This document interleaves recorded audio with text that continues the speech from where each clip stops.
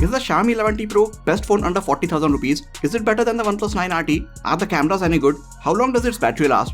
In this video, I'm going to answer all these questions and much more. Hey guys, it's Sagar, and for my 11th video of this year, let us take a closer look at this Xiaomi 11T Pro. I got this phone on the launch day itself, and at this point, I have been using it as my main phone for little over 3 weeks. During that time, I have posted a charging test video where we saw its battery go from 1 to 100% in little over 30 minutes. I have an update about the charging speed, which I will share later on when we look at the battery on this 11T Pro. For now, let us begin with the price, because it is one of the most important things that anyone considers when getting a new phone. The 8GB RAM and 128GB storage variant is priced at 39,999 rupees. Then there is the 8GB RAM and 256GB storage variant, and it is priced at 41,999 rupees. And there is one more variant with 12GB of RAM and 256GB of storage, and that one comes in at 43,999 rupees. This 11T Pro doesn't come with expandable storage, so think a lot about your future storage needs before making your purchase decision. These are the official prices at which this phone is launched, and they might change in the future. There are also a few credit card and exchange offers, which brings the price down even more. To know more about its latest prices and the discount offers, click on the link in the description right below that like button.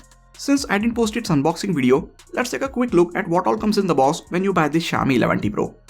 First of all, the box itself is big and heavy, because along with the phone, we also get a 120W fast charger and a thick USB Type-A to Type-C cable, which is essential to support the fast charging speeds.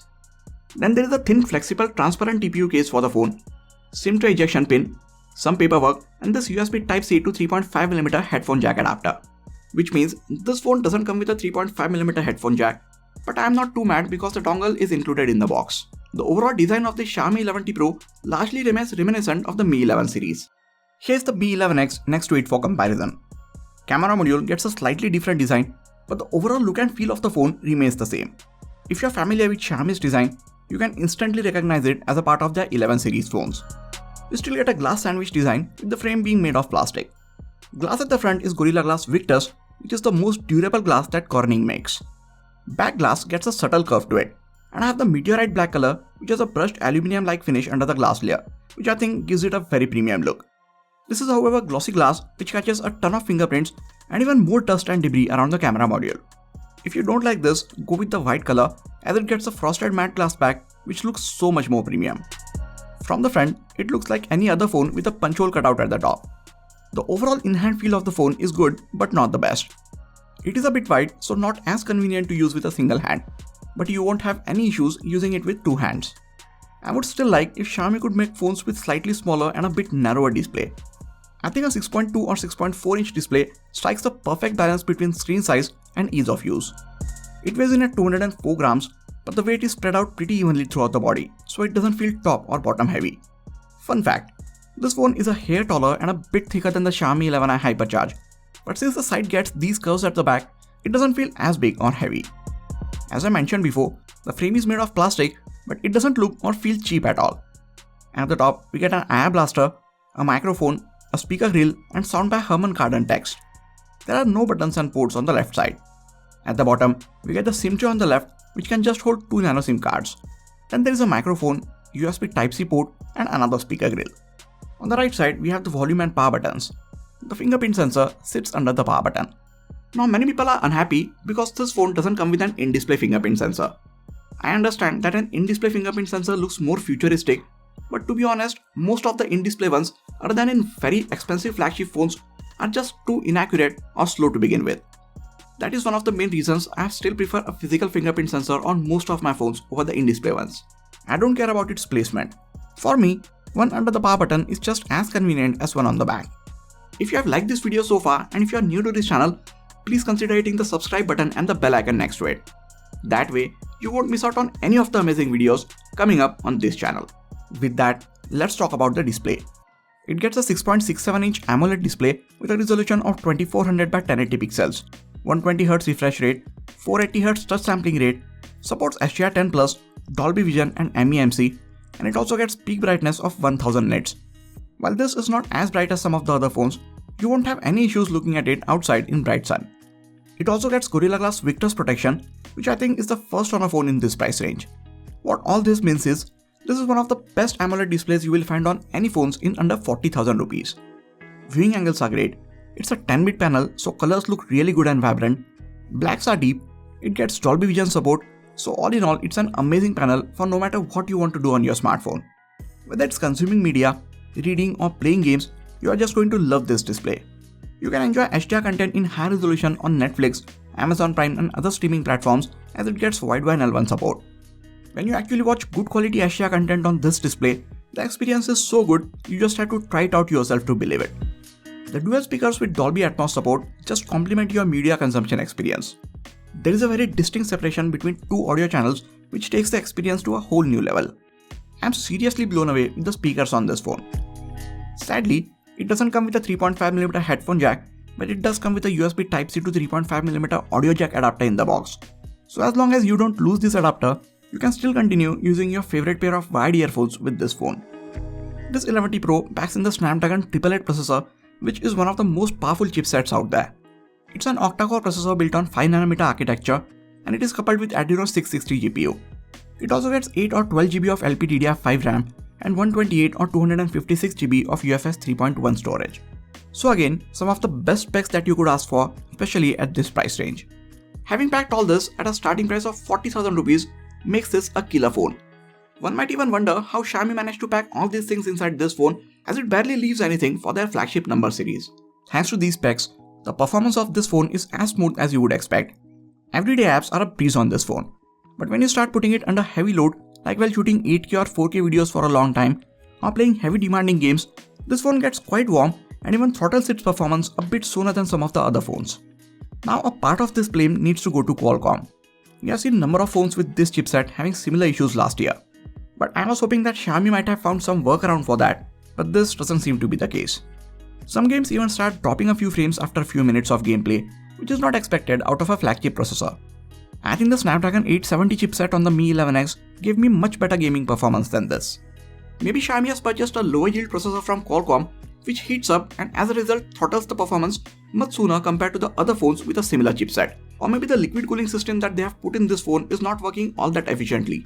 Or maybe it is a combination of both these things. Don't get me wrong, the overall everyday performance of this phone is really good. You won't have any issues while using it for most of your daily apps like WhatsApp, Twitter, Instagram, email, YouTube and so on.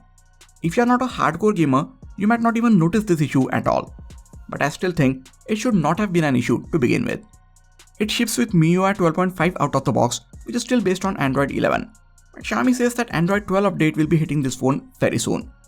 My overall software experience on this phone has been like on any of the other Xiaomi or Realme phones, just a lot smoother. 120Hz scrolling seems very smooth and there are no lags or stutters of any sort. Apps are quick to open and they are kept open in the background for a much longer time, which means RAM management is better this time. So Xiaomi has optimized the user interface on this phone really well. There were a few pre-installed apps out of the box, but you can uninstall most of them and I haven't seen any apps in the UI, so that is a huge plus point too. Xiaomi has promised 3 years of Android and 4 years of security updates, so this phone should get support till a year after Android 14 update. While this is great, I strongly feel that it should have shipped with Android 12 and should have got updates till Android 15. That would have been ideal. But hey, Android 14 doesn't sound too bad either. This phone does some of the basic things like cellular and Wi-Fi reception, call quality, haptic feedback really well.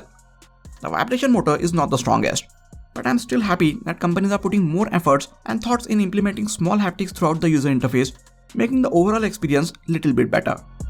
Coming to the cameras, we get a triple camera setup on its back. Just like the Mi 11X Pro last year, we get a 108MP Samsung HM2 sensor as the primary camera, an 8MP secondary camera with an ultra-wide-angle lens, and a 5MP camera with a tele-macro lens. The images that these cameras can produce are really good. There are enough details in daytime shots. Colors look good and HDR is handled really well. The 5MP tele-macro lens can produce some really amazing shots. The wide lens does the job, but it is nothing out of the ordinary. All these cameras tend to overexpose these images, so you might want to bring the brightness slider down manually for some of your shots. Other than that, I feel these cameras are doing really well. It doesn't get OIS on the main sensor, which is what many reviewers are fixating on, but even without that, it can take really good images in low light, especially with the night mode turned on. Front-facing camera is nothing out of the ordinary. It takes good-looking images, details and sharpness is good, but these selfies just don't stand out in any specific way.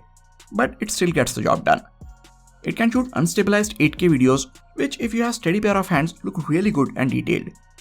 4K 30 and 60 FPS videos get electronic stabilization and they look really good when you shoot them in plenty of light. All in all, I am satisfied with the cameras on this phone. For a lot more image and video samples, please check out my detailed camera review of this phone. I have even compared the cameras on this phone with the ones on the iPhone 13 Pro, and it's giving the iPhone 13 a real run for its money.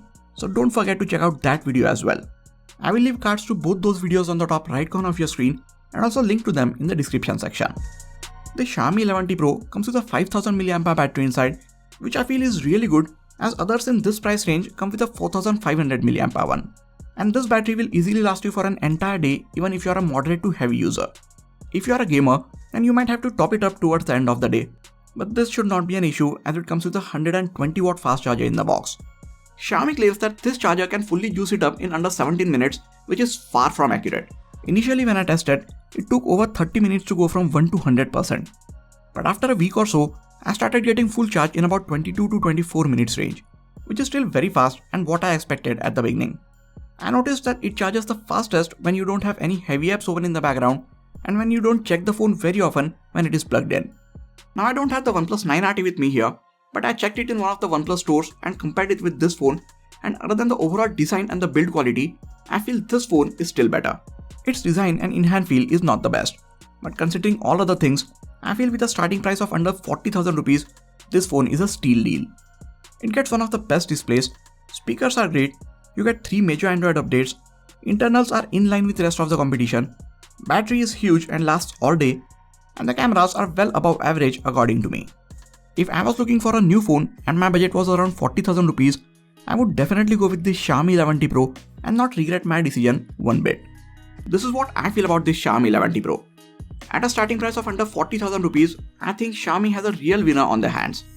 What do you guys feel about this phone? And if you are going to spend close to 40,000 rupees, would you consider getting this 11T Pro? Let me know in the comments. If you are planning to get this phone, I will really appreciate if you get it from the affiliate links in the description section. That is it for this video guys. Please hit the like button if you enjoyed this video and subscribe to the channel for a lot more quality tech videos like this. You can also check out some of the other videos from this channel. This has been Sagar and I'll catch you guys in the next video. Take care.